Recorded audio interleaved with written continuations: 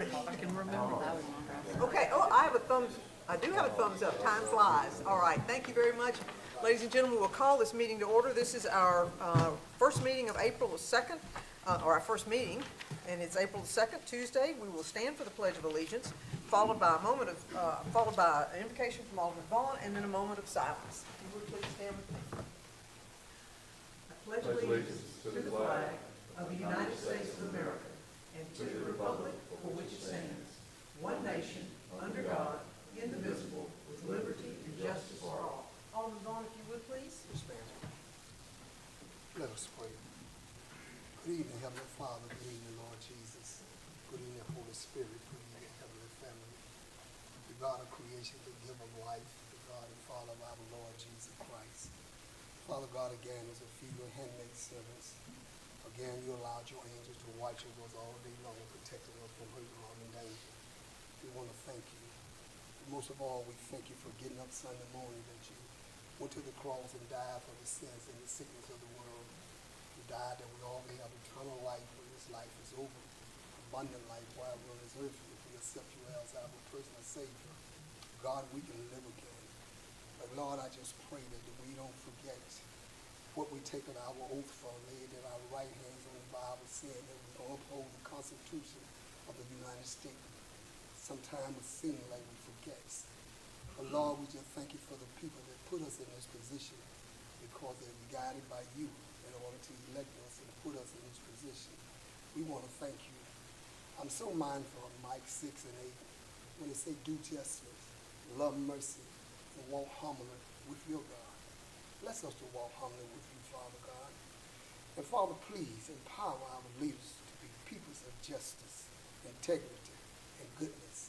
Bless this mayor, this board, that we would be carrying those same integrity and goodness and justice among the peoples of Starkville. Father, in Jesus' name we pray. Amen.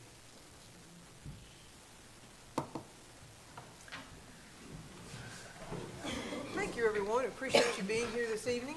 Our next item of business will be approval of the official agenda, including consented items. And I'll confess, I'm the one who put things on consent since we didn't have a work session on Friday. I took that liberty, so I will not take offense if anyone wants to take anything off of consent. So, Alderman Moreland, anything off of consent?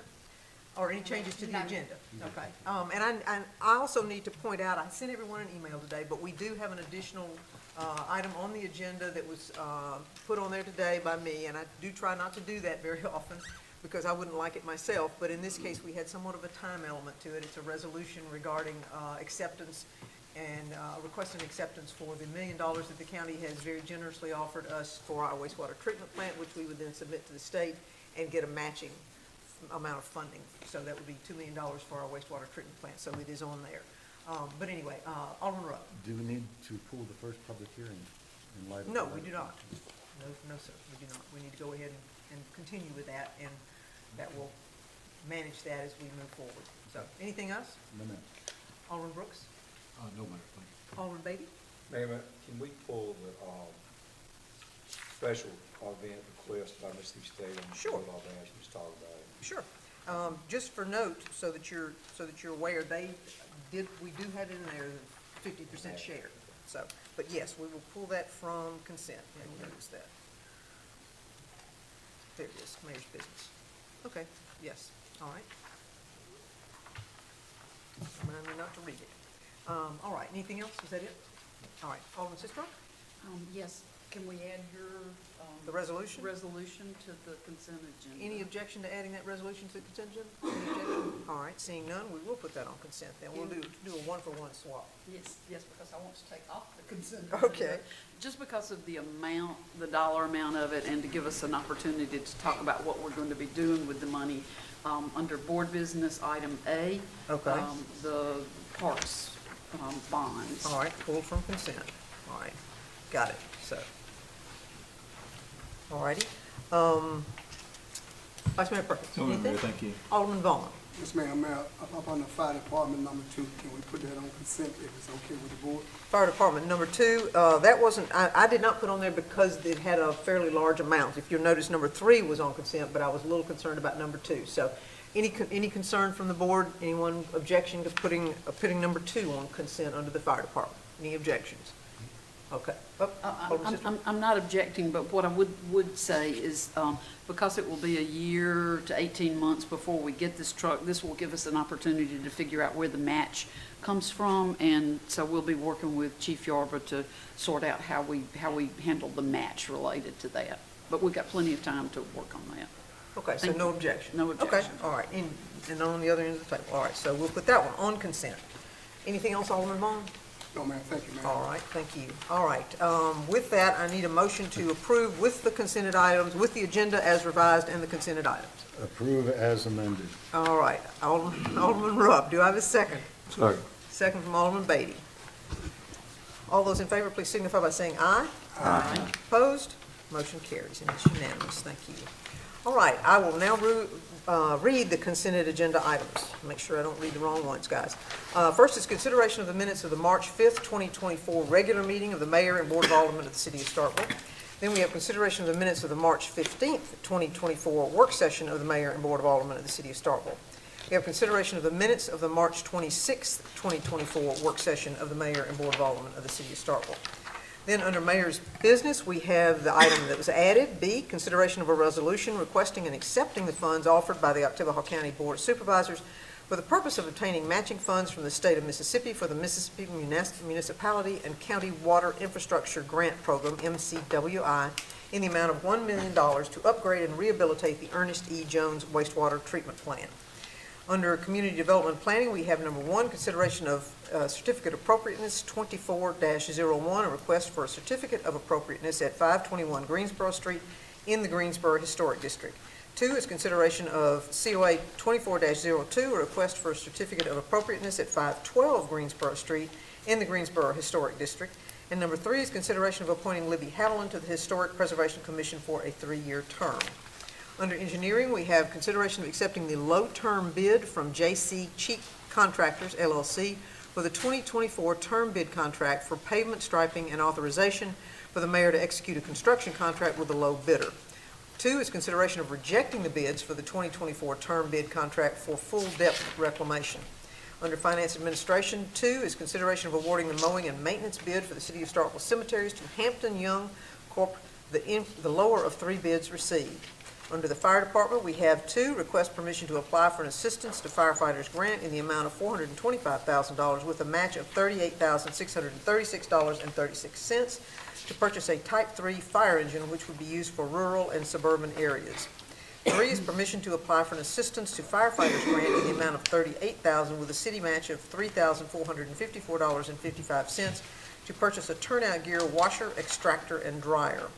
Under HR, we have request authorization to hire Joanna Dew as an assistant permit technician for the Community Development Department.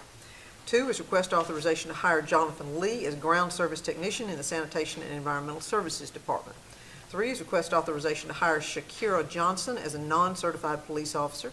4 is request authorization to hire Erlene Malone as a customer service community outreach representative in the Starkville Utilities Department. 5 is request authorization to hire Matthew Hood as an engineering inspector in the Starkville Engineering Utilities Department. Under Parks, we have requested approval of an agreement with Deborah Mansfield Decorative Painting, LLC for a mural on the Needmore Community Center building.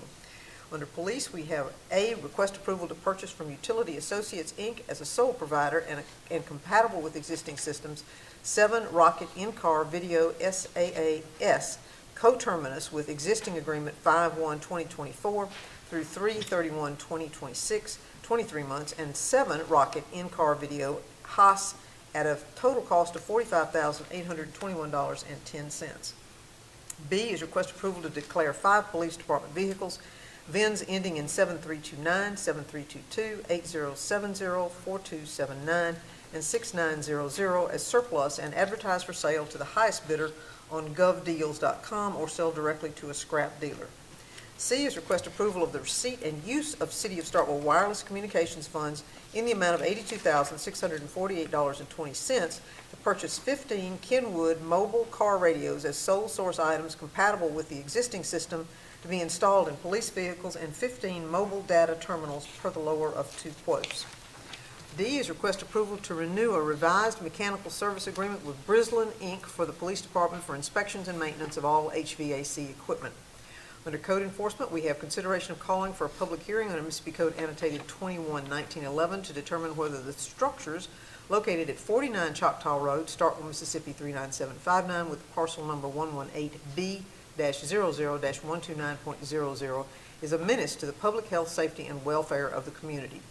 B is consideration of calling for a public hearing under Mississippi Code annotated 21-1911 to determine whether the structures located at 107 Rex Street, Starkville, Mississippi 39759, with a parcel number 118000231.00 is a menace to the public health, safety, and welfare of the community. And C is consideration of calling for a public hearing under Mississippi Code annotated 21-1911 to determine whether the structures located at 47 Biggs Road, Starkville, Mississippi 39759, with a parcel number 159M-00-001.00 is a menace to the public health, safety, and welfare of the community.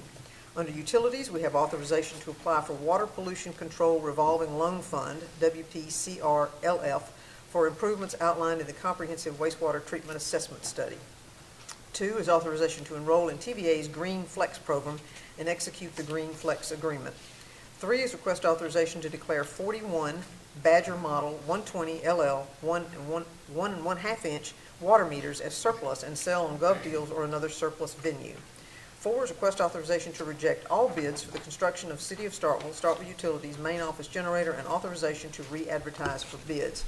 And 5 is authorization to apply for Drinking Water Systems Improvements Revolving Loan Program DWSIRF for improvements outlined in the Comprehensive Wastewater Treatment Assessment Study. And that concludes the consent agenda items for this agenda. Thank you, Mayor. Happy to do that.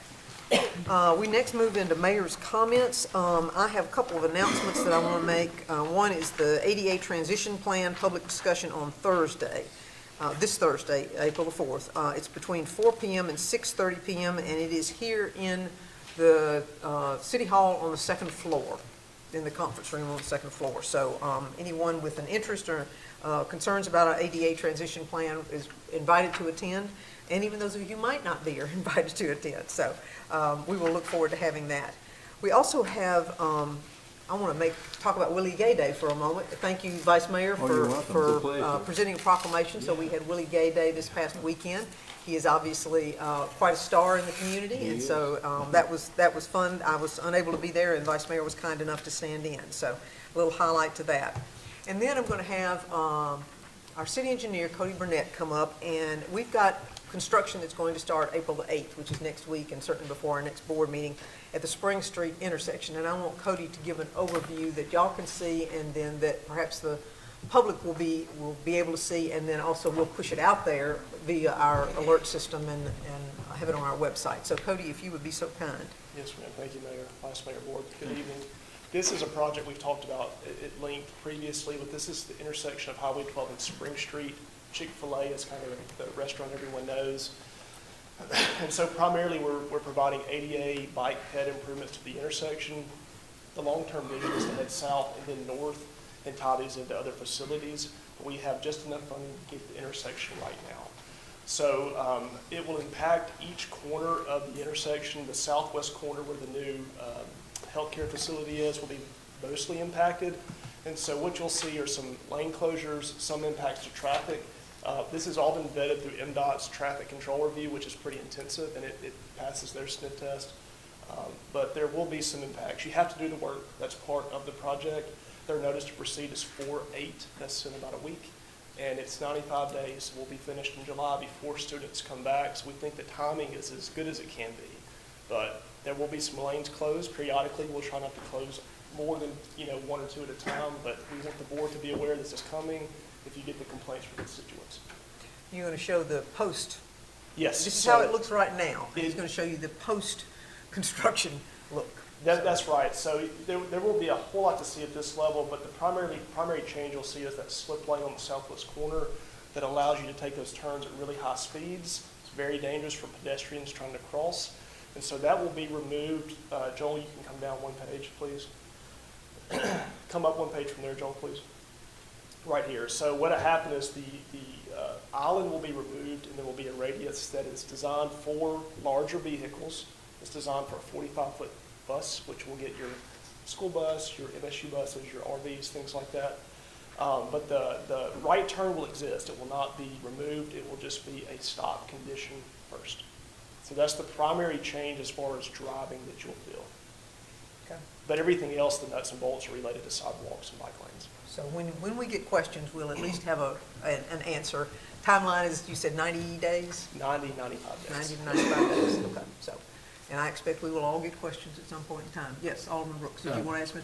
Yeah, Burnett? I do want to ask you Okay. one thing that's this, and then one thing maybe for the future.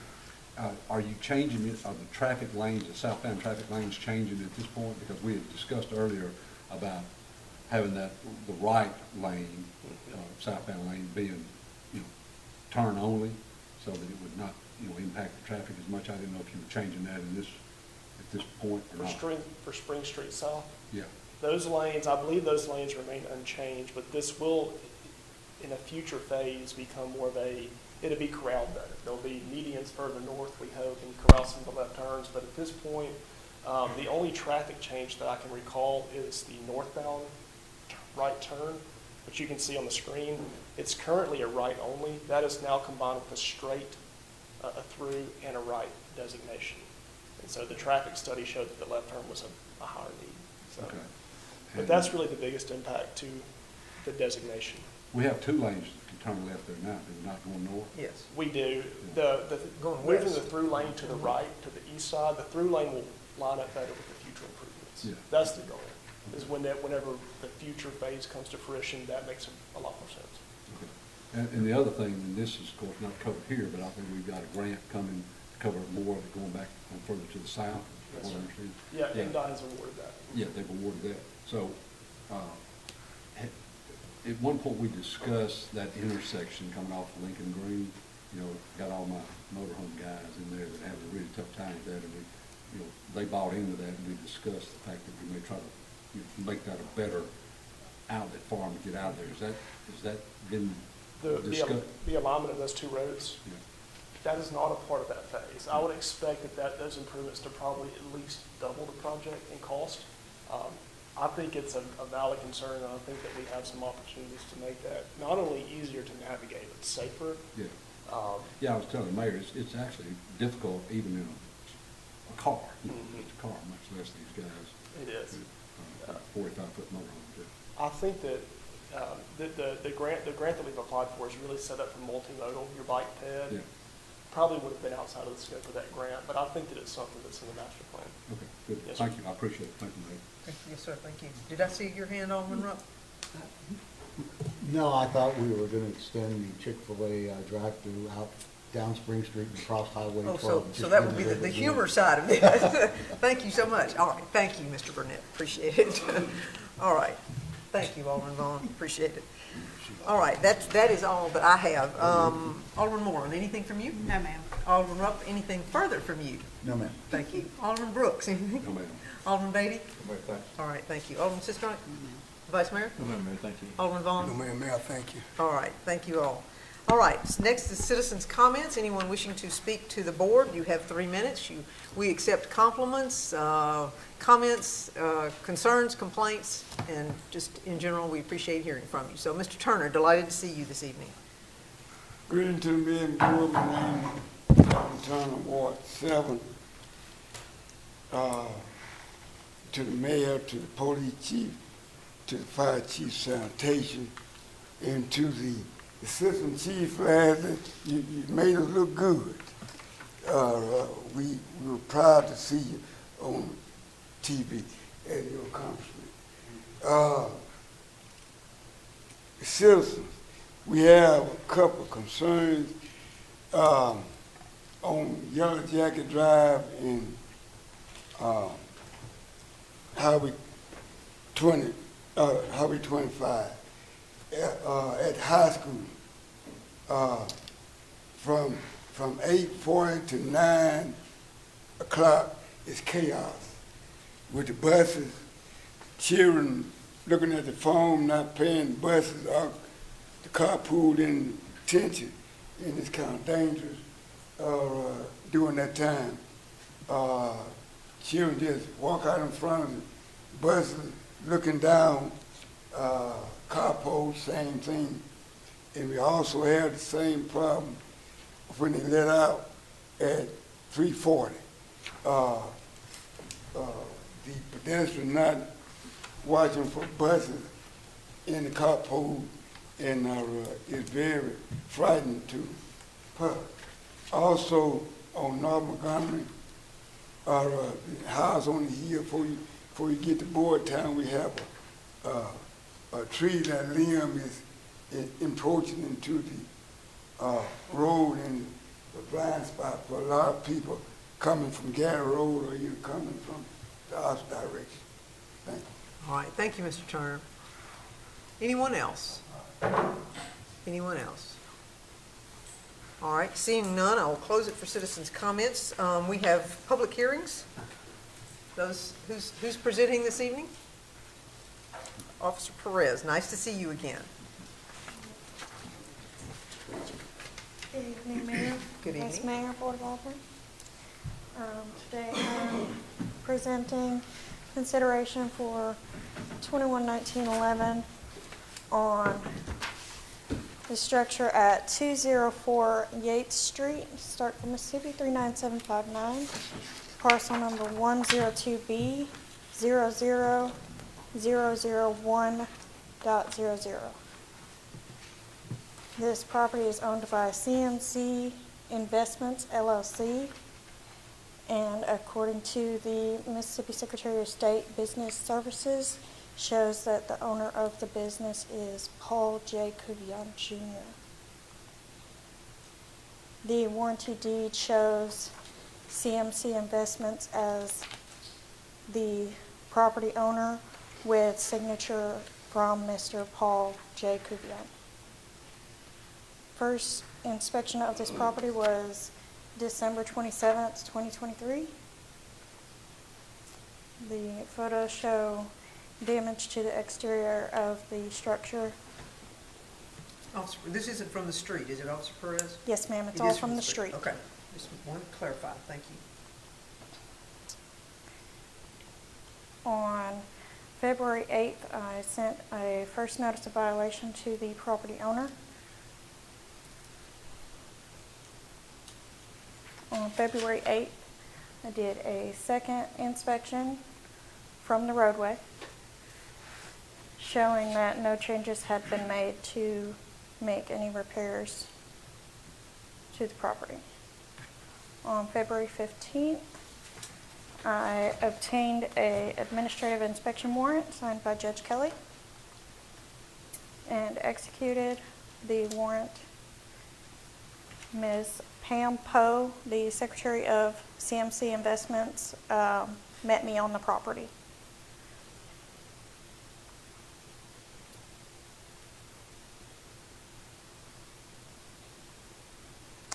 The administrative inspection warrant was sent certified mail to the property owner. The public hearing notice was posted at City Hall and on the property on March 6th. The photos showing that some changes had been made. They covered the front wall and boarded up some windows, as well as boarded up the back wall that was open there. These photos were taken from the roadway, but I did not get a full photo of that back piece right there with the edge. On March 21st, another inspection was done, and I did enter the property at this point with Mr. Kuvion and Pam.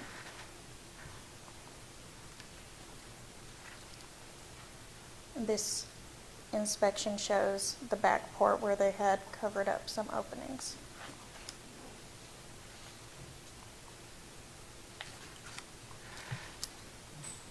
And you went inside? Did you take pictures inside? No, ma'am, we did not go inside the structure. Okay, I'm sorry, I misunderstood. I thought you said you met Mr. Kuvion out there and you'd gone We inside. did meet him on the property, but we didn't enter the structure. We just Okay. took photos from the outside of the structure on the property. Okay, any questions from Officer Perez while we have her right now?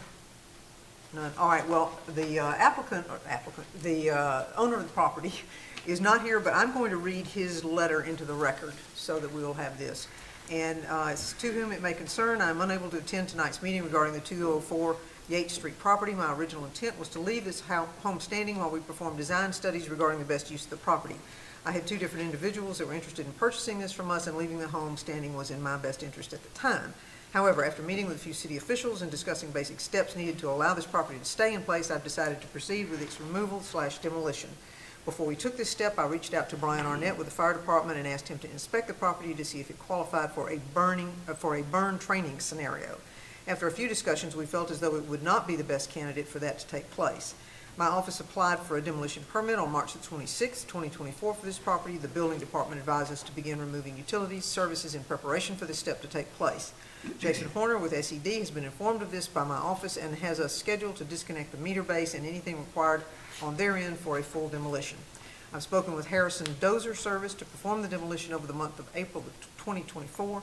As soon as the permit is in place, my office will complete the process of disconnecting all utilities, services, remove anything from the interior of the home that has value, and address any other necessary steps that are required by the city of Starkville. Thank you, Joe Cuvion, owner. So reading that again into the record. And I will now open it as a public hearing. Anyone wishing to speak to this matter, now would be your opportunity, either for or against making this declaration of this property and this structure to be in such a state of uncleanliness as to be a menace to the public health, safety, and welfare of the community, and such that demolition should occur. Anyone? All right, seeing none, I will close it as a public hearing. And I believe it is appropriate, I understand, Alderman Rupp, your thought process, but I believe it is appropriate for us to go ahead and find this action to be the case, so that then were something to change, we would be on the record to establish this under that set of circumstances. So, any further discussion from any board members? All right, seeing none, I'll entertain a motion. I move that we make such a finding and that we give him until May 15th, May Okay. 31st. You want to give them 2 months, May 31st? Okay. May 31st to accomplish the demolition. Okay, all right. I have a motion for us to make that finding with May the 31st as the deadline for making that demolition occur per his record, per his letter. So, do I have a second? Second. I'm sorry, I heard second down at the other end. Alderman Vaughn. Second. Thank you. All those in favor, please signify by saying aye. Aye. Opposed? Motion carries. It is unanimous. Thank you. All right. Officer Perez.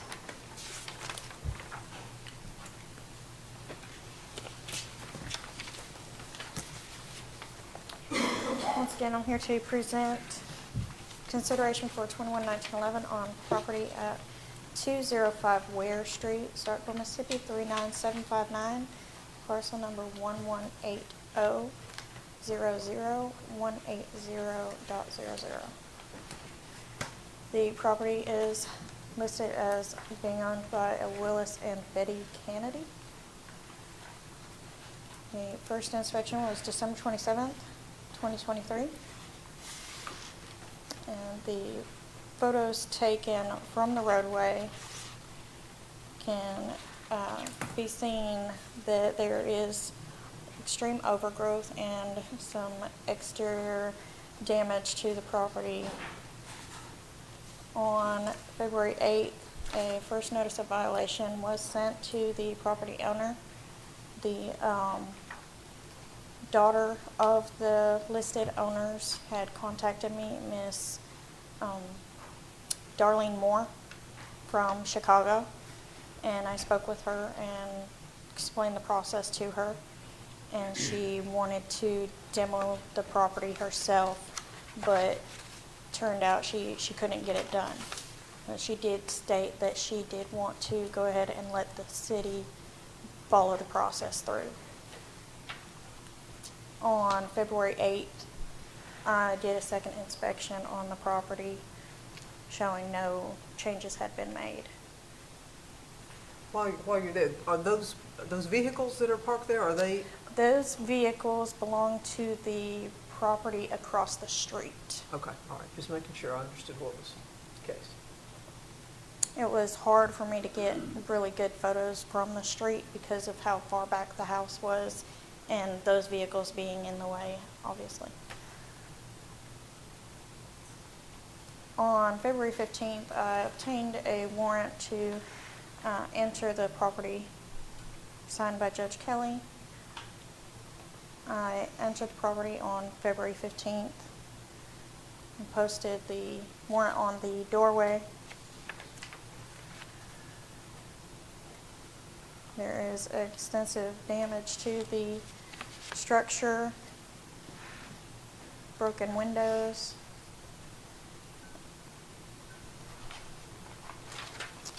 I certified mailed the warrant to the property owner,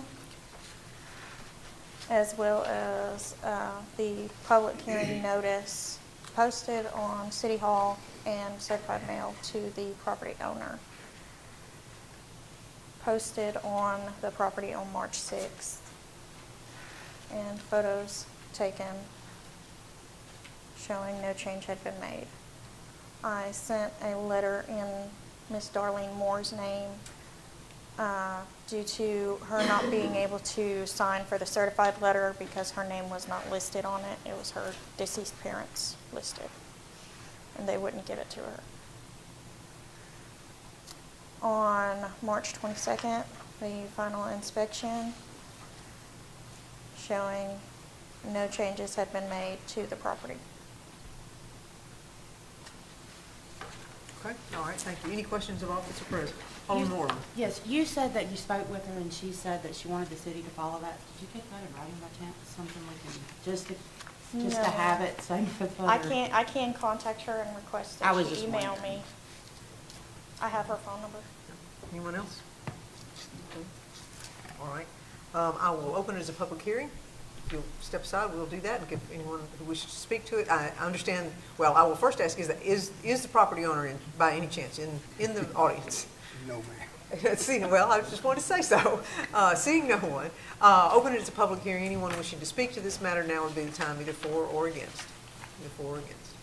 All right, seeing none, I will close it as a public hearing. Any further questions or discussions? If not, I'll entertain a motion. Move approval. I have a motion from Alderman Vaughn. Do I have a second? Second. Second from Alderman Rupp. Thank you, sir. All right, all those in favor, please signify by saying aye. Aye. Opposed? It is unanimous. Thank you so much. All right, this one was pulled from consent. This is the special event request by Mississippi State University Student Association to hold the 2024 Bulldog Bash. Would you do it? Yeah.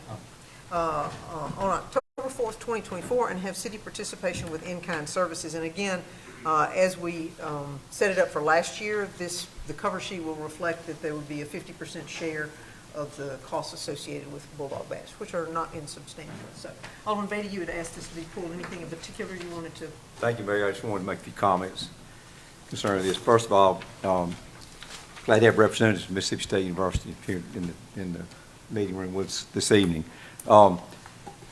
Mayor and board, I guess the statement I want to make is that we welcome the opportunity to host the Bulldog Bash each year in downtown Starkville. I mean, it's a big event. It brings thousands of young people together, and so it's a good event.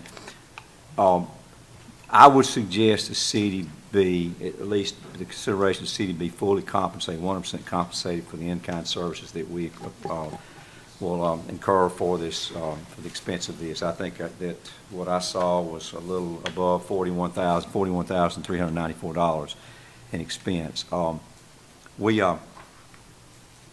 As we will this year, our budget process will be tight, and we will be looking for ways to balance our budget and stuff. And this is this is $20,000, but it's $20,000. MSU's portion of the 20% hospitality tax that they receive from the city is almost $500,000 a year, and that's a new $500,000 every year. And so, I mean, I think that, I don't know what their budget is over with the Activities Association, but I certainly think that there probably is means to be able to compensate the city for its expense. Right now, even with 50% compensation, city taxpayers are subsidizing this event to the tune of 50%. This is an accommodation to MSU that does not have sufficient staff or means to handle this event on campus without considerable extra expense. And lastly, I would just say that as elected officials, we owe it to our constituents, the taxpayers of the city of Starkville, to request, have it in contractually with Mississippi State to be fully compensated for the total in-kind services that we incur to host this event. Thank you. All right. Thank you, Alderman Beatty. And you and I do have a different view of this one, I understand. I am always excited about this event. I think it does things for us in ways that benefit the city and the residents, and has that relationship with the university, because prior to this event, there are a lot of students, I think, who had never been downtown. And so I think this brings them downtown, and they get to come and be more, feel like this is home. And that to me is of great value. And so we do not necessarily see eye to eye on this one, but that's okay, and that's why we have numerous voices here. Alderman Rupp. Well, 2 points. One, us old guys are allowed to go. I go. See? See, us old people go. So I do think the community does see a benefit. And the second point is, Hamp, I was on board with you last year when we asked the university to participate, and they did exactly what we asked. And so I think that's fair for right now, and I'd like to make a motion we approve the Okay. agenda item as it appears. All right, I have a motion from Alderman Rupp. Do I have a second? Second. I hear a second from Alderman Sistrunk. Any further discussion? Anybody else that wants to go to the event with me? It's over about midnight. Then we can help Mr. Smiley pick up the trash, which our sanitation workers do a wonderful job at that. They're there till the very end. They do a good job. So, Alderman Brooks. I just want to add something. I certainly understand Alderman Beatty's concern, but I have to second the other gentleman on the other side of me, his thoughts on this. That, you know, I've been down there too. I'm an old guy, but I've been down there too, and it's wall to wall, and I feel like we benefit probably more than what we're putting in here. And I also remember, correct me if I'm wrong, Mayor, but it was, at one point they did pull this back on the campus, and at some point in the past, and then there was some uproar here because of that. Well, it was in the Cotton District, and that got really, really tight. And then I think they pulled it onto campus, and A year or two. yeah, and it did not exactly have a welcome reception because it wasn't as much fun. Right. So, And so, and I think it benefits us and the university both to have it where we do, and I just feel like we got to have a little skin in the game too. So I second that, or actually, I'll sister second, but I'm in favor. You'll third it. Okay, all right. Let me make sure. Anyone else? No. All right. Alderman Bate. I'm not against the event. I've attended, No, I I understand. attended the event. I'm just looking from a fiscal standpoint, our ability to pay our bills and balance our budget, and we run into this every year with and this is, someone would say this is a small amount of money, but who was the, Alderman Sistrunk, who was that U.S. Senator that said if you a billion here, a billion there, after a while, Everett Dirksen or somebody from Minnesota was going. And so I guess what I'm saying is that we start to have to kind of watch our budget and things, and so I think MSU has the ability to pay it, and it the event would go on if we require them to pay the 100%. And it's a good faith gesture on our part to say just pay 50% of it, but at the same time, if they didn't have the means, it'd be one thing. I think they have the means to pay it. I understand, and I didn't mean to imply that you didn't like the event. I understand what your position is. So, all right. Anyone else? All right, Alderman And Sistrunk. I would just say, good valid points up and down the row there. And if we do want to change it, perhaps next year would be the time to consider starting to phase in a different price structure. But I think tonight's maybe late in the process to bring that up. You wouldn't put that in the motion, in the To resolution? consider it next year? No, I'm not Not even touching that not one. even consideration I'm not of it? touching that one, no. Well, we But can we'll consider it. We'll remember and we'll do it next year. Consider it next year. We'll Yes. consider All it right. next year. Anything further? All right, I have a motion and a second. All those in favor, please signify by saying aye. Aye. Opposed? Alderman Beatty? I don't not give you a chance to have your vote. Well, I mean, I just want to get on the boat. All right, well, then in that Ride case, the boat, I mean, why get out there with one of those? I'm like, I'm a rough now with his, why get out there in a rowboat, just kind of with a all right. pole at the bottom of it? All right, there we go.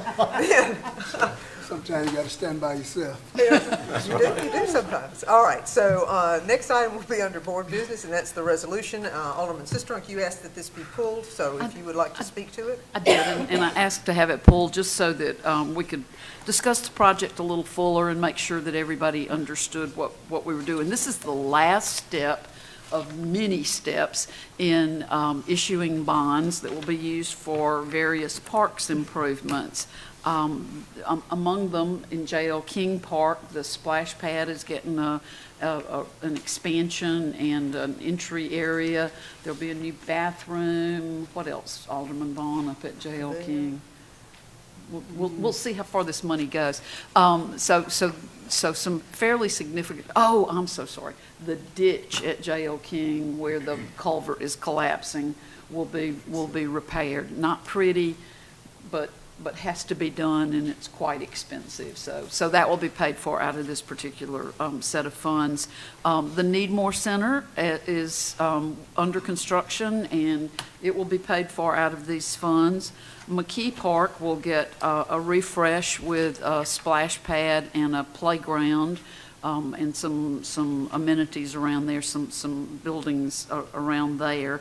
And then, depending on what additional dollars are left over, there may be other small projects that we can that we can start to consider once we know what those bigger projects cost. If you would, Ms. Harden, correct the par value. We didn't actually issue 13 million. I think the par value was 12.55 million. But if you would correct that, because of today's interest rates and the market and the coupon rates on the bonds, these bonds sold at a premium, and so we will have $13.3 million to work with for these projects, and I think we'll be able to find a good use for all of those. The interest rate, if anybody's interested, the coupon rates are 4% and 5%. The true interest cost related to the bonds will be about 3.73%, which is really quite good in today's market.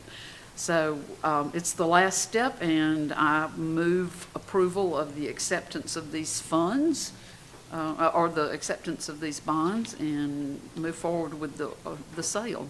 Okay, I have a motion from Alderman Sistrunk. Do I have a second? Second. Second from Alderman Brooks. All right, any other discussion? All right, seeing none, all those in favor, please signify by saying aye. Aye. Opposed? Motion carries. It is unanimous. All right, next we have a claims docket. Do I have a motion? Motion to approve. I have a motion from Alderman Rupp. Do I have a second? Second. Second from Alderman Brooks. All those in favor, please signify by saying aye. Aye. Opposed? Nay. All right, motion carries. It's 5-2. All right, under the fire department, we have permission to apply for the FEMA Fire and Emergency Response Safer Grant to help staff 9 firefighters at Fire Station 5. Chief Yarborough, you have a presentation to make. Good afternoon, Mayor, Vice Mayor, Board.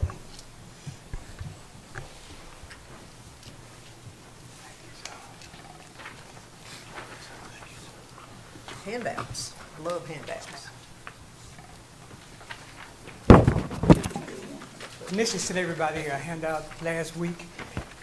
Me and Ms. Sistrunk, we had a couple powwows the last few days, so we did the numbers, and so that's what you have in front of you, the numbers that have been redone.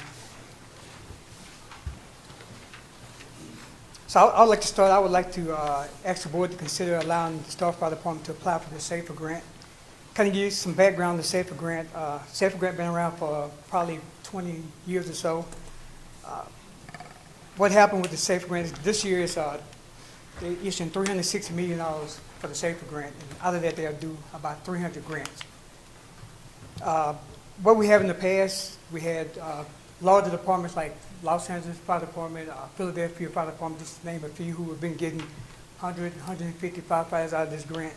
So last year I had the opportunity to go to the legislature and Congress in Washington, D.C. We spoke with that legislature about making sure that this money went to the smaller departments. So this year they promised they would go some of the smaller departments, so there's no guarantee, first of all, they would get this grant. But as you can see on the board agenda tonight, we rely heavily on grants. Last 8 years, I wish I'd have kept up with the number. We have received a number of grants, and we rely heavily on grants. So we've been very fortunate to get a lot of those grants. We don't get all of them, but a lot of them do receive.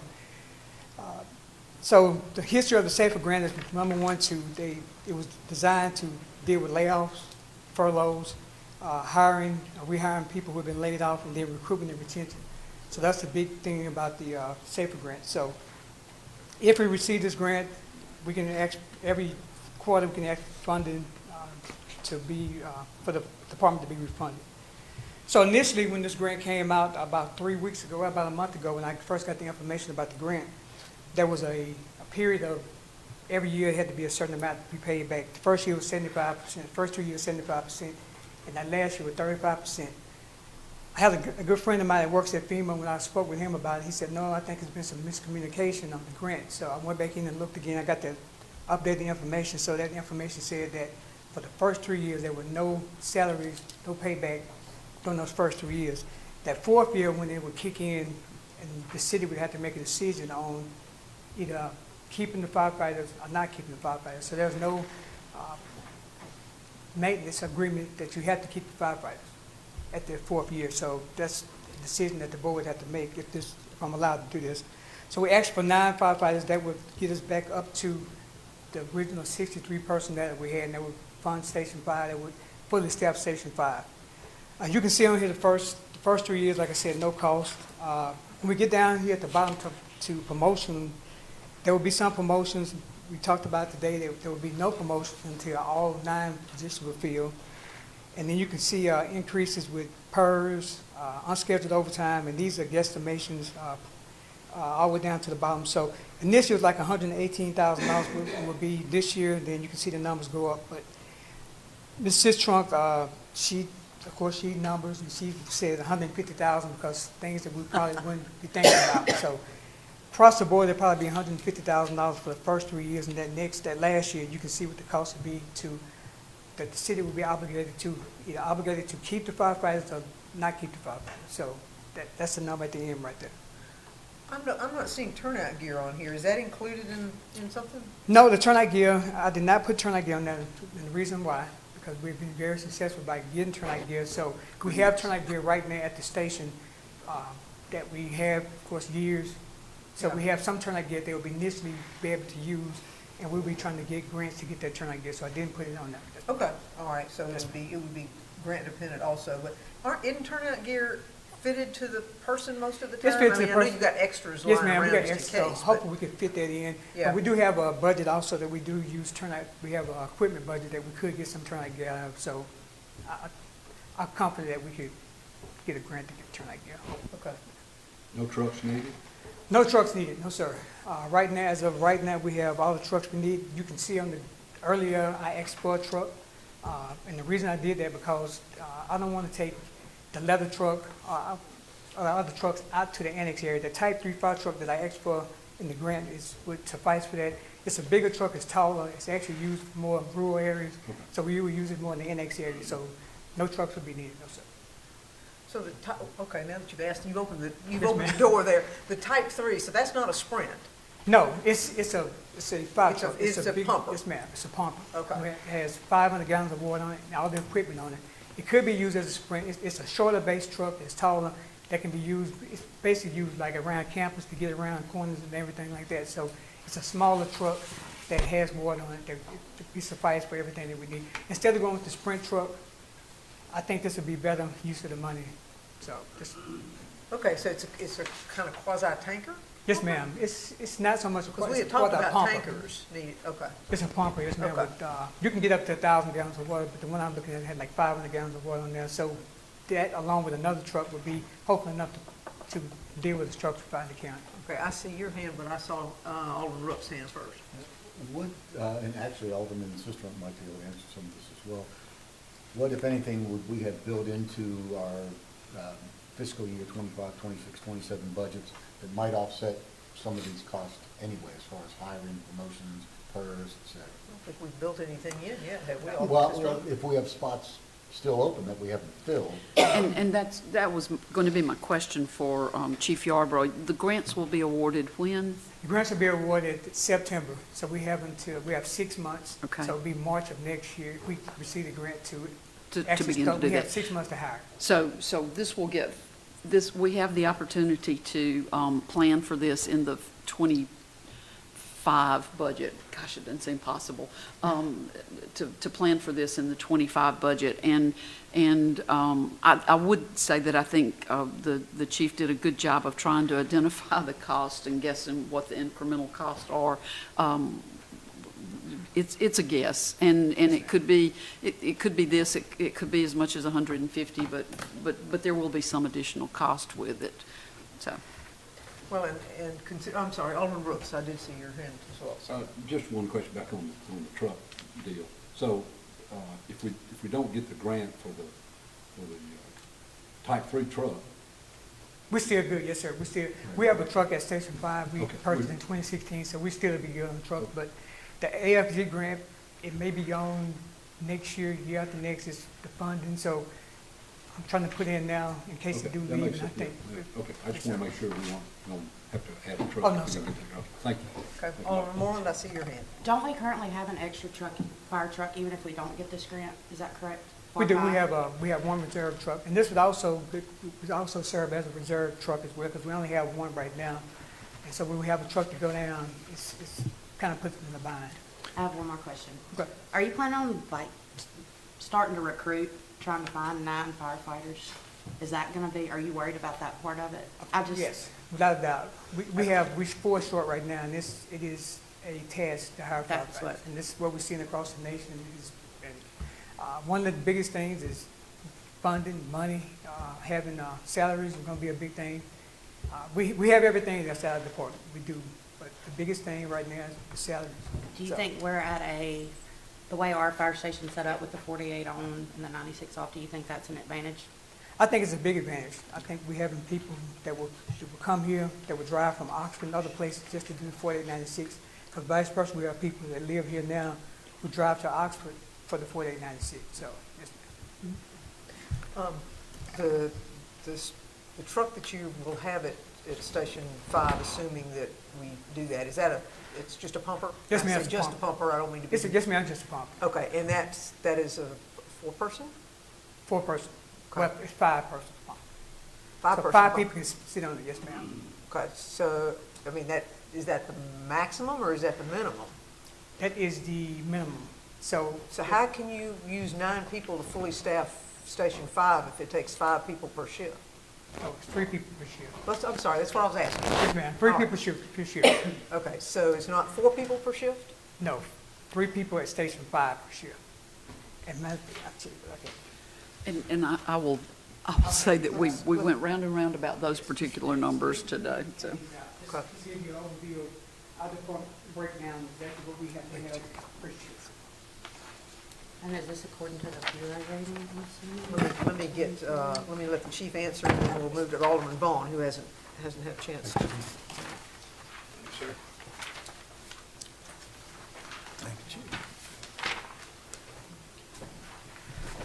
Okay. This is according to the State Rating Bureau and NFPA 1710, of what we're supposed to have on each station, every station, and total amount of personnel we're supposed to have for our municipality. So why does every other station have 4 per shift and 5 only has 3 per shift? We did it initially, we had trying to get Station 5 filled, so we just did it initially to try to get 3 people in the truck. So we can go to a minimum, it should be 4, but we just did 3 to get to Station 4. So we have 21 per shift, and right now, at 21 per shift, we are in what we need to be as far as the State Rating Bureau, but excuse me, we're 18 per shift right now. If we had Station 5 hired, we would have 21 per shift. So as long as we have at least 18 per shift, we are where we need to be with the State Rating Bureau with 4 stations. And with 5, okay. 5 we could do 3 at 5, yes ma'am, that's what we had prior to that 5, 3 at Station 5, so it's always been 3 at Station 5. Okay, all right. Alderman Vaughn. Yes, ma'am, thank you so much. Yes, sir. I just want us to be mindful that Starkville is one of the fastest growing municipalities in the state. And we need this fire service, we need this land. And that station been out there this long, I think it's time for us to man that station. We've been playing with it for all these years, and I know ever since I've been on the board, we've been playing with it. But I think we need to staff that station, and we never know what our budget gonna be like. We never know how much money we're gonna have. But I think it's time for us to really be serious about this here. We see how we're growing, we steady growing, we're growing fast, and we need this. Okay, all right, thank you, Alderman Vaughn. And Mayor, from there, I'll make a motion, if you through with everybody. Okay, we'll let him make his motion, and you can, I'll let you second it if you want. I will be honest. Alderman Vaughn, what is your motion, sir? To us, To apply for the FEMA yes, ma'am. to Fire apply for Emergency the Response, FEMA grant. the SAFER grant? Yes, ma'am. All right, so I have a motion from Alderman Vaughn, and I have a second from Alderman Page. Alderman Beatty. All right, we will have further discussion. Alderman Beatty. Thank you, Mayor. Thank you for recognizing me.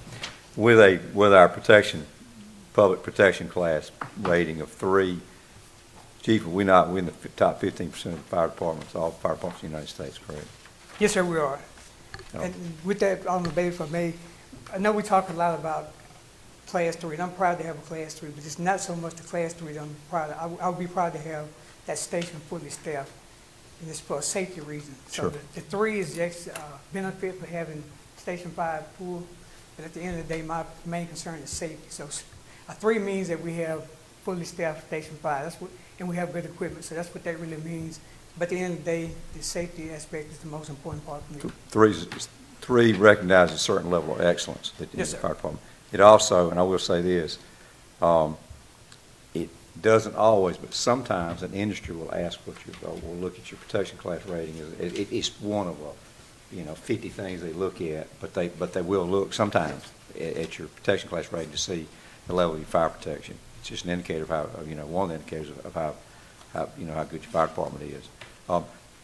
Do we have, when you have multiple stations, do you have to have a rated pumper at every station? Yes, sir, they have a rated pump at every station.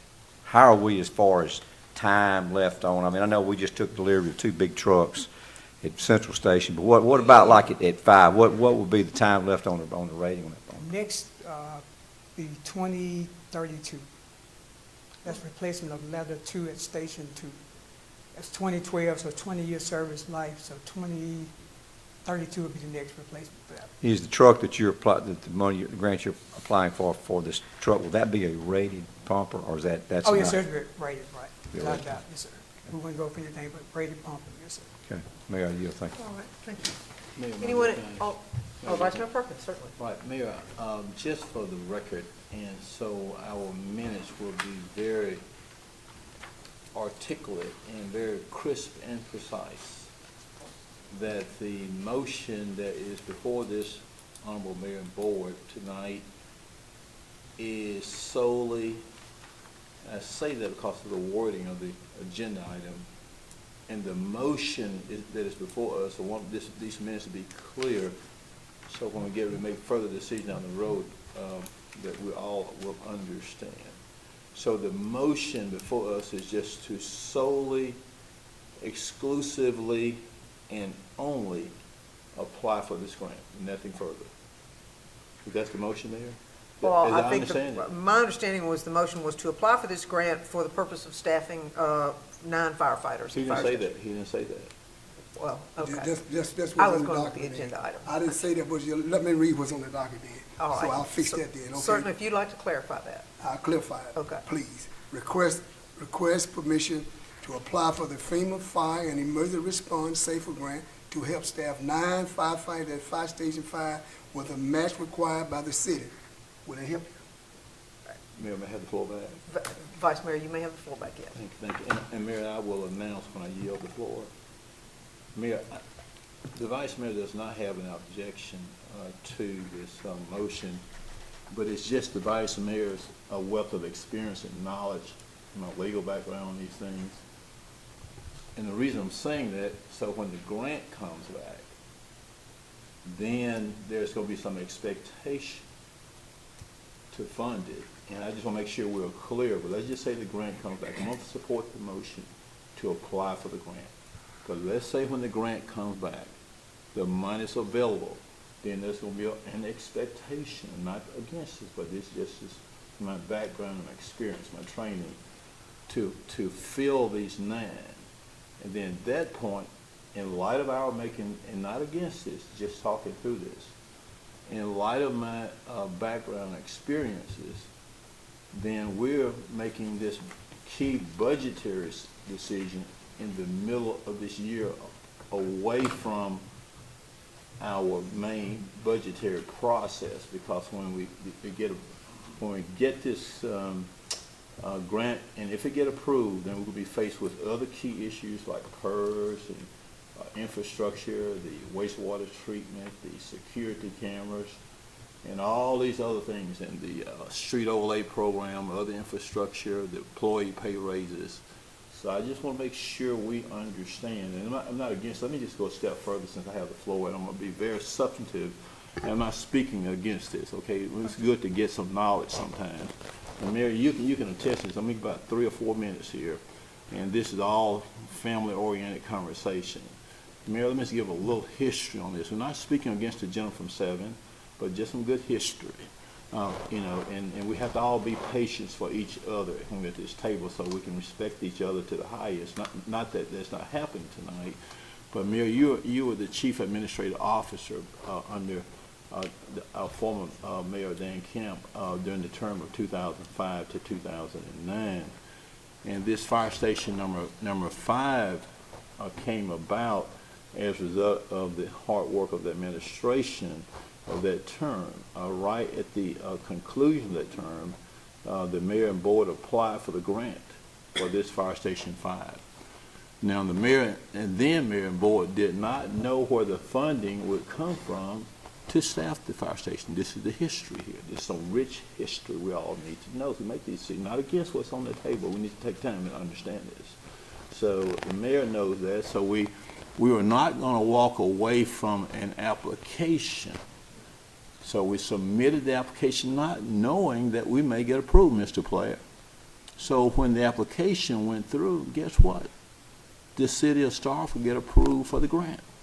We get the funds to have lock and key for Fire Station 5. That's how Fire Station 5 get built. So when we get the money, built, then what comes next? Then the funding. So at the time that we applied for it, we didn't have the money to do that at the 05-09 term, but we were not going to walk away from the opportunity, but the opportunity came to realization. That's the point that the Vice Mayor is making now. So what happened is that we never got the money to staff this Fire Station 5. So that's why Fire Station 5, it has been closed by the mayor board. It's been closed unilaterally by the fire chief. It's been closed because we didn't have any monies. It's been a partial staff. You agree, Chief? Yes, sir. It's been fully staffed. So that is my only reason for saying that. So when so honorable colleagues, and thanks, gentlemen, from 7 for your leadership tonight, as always. But so when we get this grant, and if it gets approved, then we're gonna have you faced with the decision. Now we get the grant, but there's gonna be some match gonna be required from the city. So now, we're gonna proceed with it. I'm trying to make sure we got the landscape down the road. We're about done. So when we get approved for this grant, then we're gonna be faced with balancing all this through the leadership of our honorable budget chair. Okay, we need X number of dollars to pay for these 9 firemen. Not speaking against the firemen. I appreciate the leadership. Then the employees gonna want to raise. Then we got to pay PERS. You know, that unfunded mandate we all know about. Okay. Then we want Mr. Burnett to give us a good road plan. We've got to have some money for that. And then we all want that. And then we got to have some money for our security cameras, so we can keep the city safe, among other things. So I just wanted to say that. I want to support the motion from the gentleman from 7, but I want us to all be clear, all have this precise, crisp, and comprehensive background how Station 5 came about. So certainly we believe in keeping the city safe through our efforts, but the question is going to get back to this point, how we're going to pay for this. So I just want we all to be thinking about that. So and we all know, Mr. Reporter, our $28 million budget more or less. So with all these things, money going to be tight. So then we're gonna be faced with a decision to do what? Increase the millage. And the question gonna be how many mills? And so it's a very likelihood, you can mark the calendar, Mr. Player, you can mark the calendar, that budget that gotta be approved for September the 15th of 2024, this year. We're going to be considering, in my estimation, based on my years of experience, I'm not speaking against this, we're one family. You got to understand that when the family gets together, we got to talk about things, right? Around the dinner table, however you want to talk, it's the reality of it. We're going to have a good family discussion. We want to build a nice house and have a nice vehicle, have a nice whatever. We got to have a budget. Wherever you live, wherever you go to. So, Mr. Reporter, that's going to come up. Come September of 2024, if this grant get approved, we're going to have a millage increase. You can take that to the House, because the money got to come somewhere. How are we going to pay for it? We're not going to get enough in ad valorem taxes. We got the unfunded mandate coming up about the year, Mayor. We got the unfunded mandate on the PERS. The insurance may go up. Our health insurance may go up. We got to have some security cameras. We don't want the business owners to pay for it. We got to feed on that on 3 to 4 vote. We got to keep the city safe. The employees gonna want to raise. That's gonna come up. Got 9 firefighters. We're on the road to making that happen. So that's gonna get. So that's what happens when we make a decision in the middle of the budget year. See, actually, and Chief, I'm not against this, but actually, I like to consider the whole pie together.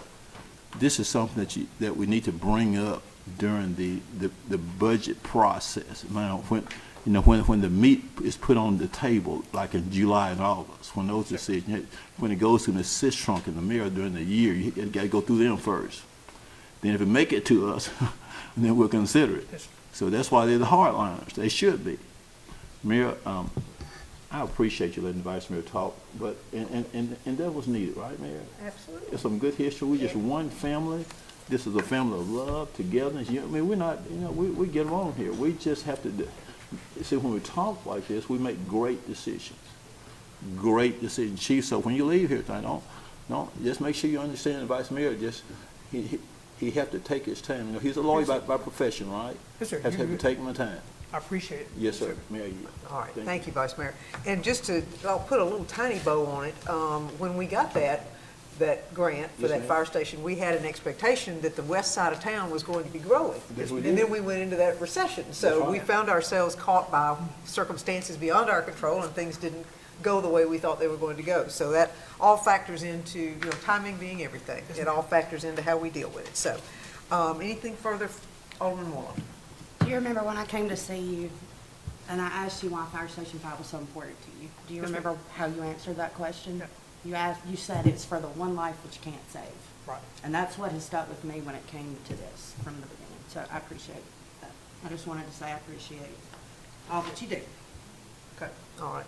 Anything else? All right, we have a motion and a second. All those in favor, please signify by saying aye. Aye. Opposed? All right, it is unanimous. That carries us to, I believe, the end of our agenda, but for the executive session. So I need a motion to go into a closed determination session to determine the need for an executive session. I have a motion from Alderman Vaughn. Do I have a second? Second. Second from Alderman Rupp. All those in favor, please signify by saying aye. Aye. Opposed? All right, thank you. We will go into a closed determination session. If you would, please clear the room. Thank you.